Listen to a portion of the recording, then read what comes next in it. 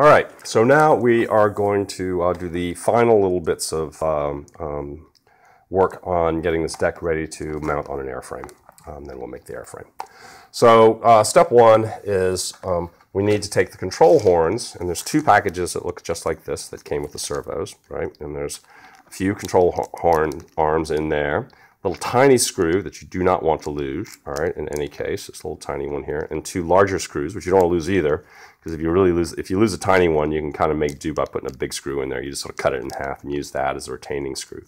These screws just sit in the top of the control horn and keep it from popping out of the servo. You'll see me screw it in later.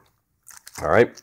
So we don't use the larger screws. The larger screws are used to attach the servo to either a wood rail or something like that, and we don't do it that way. We use zip ties to do that. So I'm going to take the two prevalent kinds of horns and just show you how to modify them so that they will actually fit a coat hanger, which is going to be what our push rod's made out of. All right, so these screws go back into storage. Don't lose them. They get lost all the time. There's a bunch of kids running around. And I'll show you two ways of getting the hole in there. The simplest way, and the one that I like the most because it's fast and easy and simple, is you just take a drill with a drill bit that is about the size or a little smaller than these coat hangers that we have. And this is going to be one of those.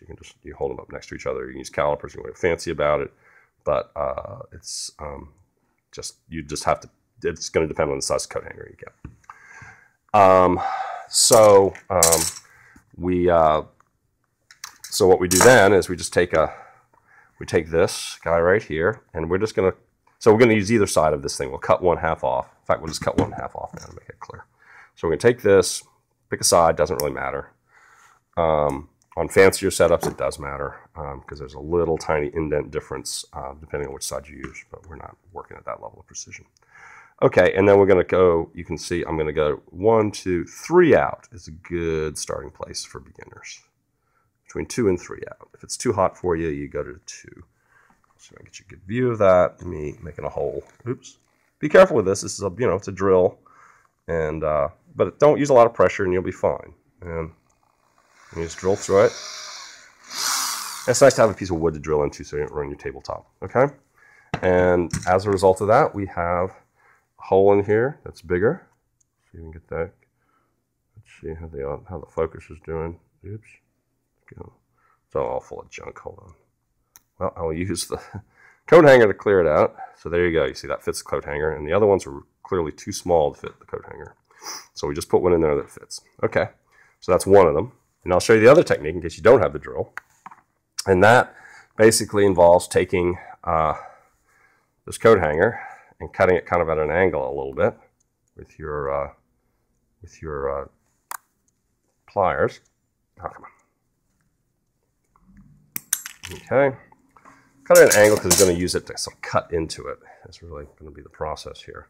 And so now we're going to take this and we're going to hold it, and we're going to go on the same third one in. 1, 2, 3, third one out. Right there. And then I'm going to just put that on there. You start working it in. Just twist. And actually what works the best, what would work the absolute best is to put this, just make a drill bit out of this bit of coat hanger. But that can be kind of hard to do. Bend that a little straighter so it's easier to grab with your hand. And then it's back to the third one again. And you can just sit there. And I've had to do this in the field a lot. I forget to have enough drilled ones. You spin it around. Here, I'll put it here. Spin it. And with a little bit of pressure. Or a lot of pressure, actually. It takes a while. It's not fun. That's why I prefer having a drill around. But you gotta learn to make do with what you got. Actually, several modifications of these airplanes have happened because I had to do a field repair. It's like, oh, that's a simpler way to do that. Okay, good. You'll learn a lot having to make do. All right. There you go. Keep going. Keep going. Keep twisting. Come on, you can do it.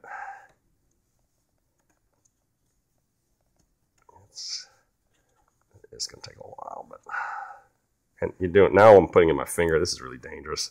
This thing will pop through and go straight into my finger. You see, you're starting to make some progress. It's going to take forever. Okay. Now I'm starting to get bored. That's dangerous. That's why this airplane is so quick to build. You get bored, you stop building it. It sits there.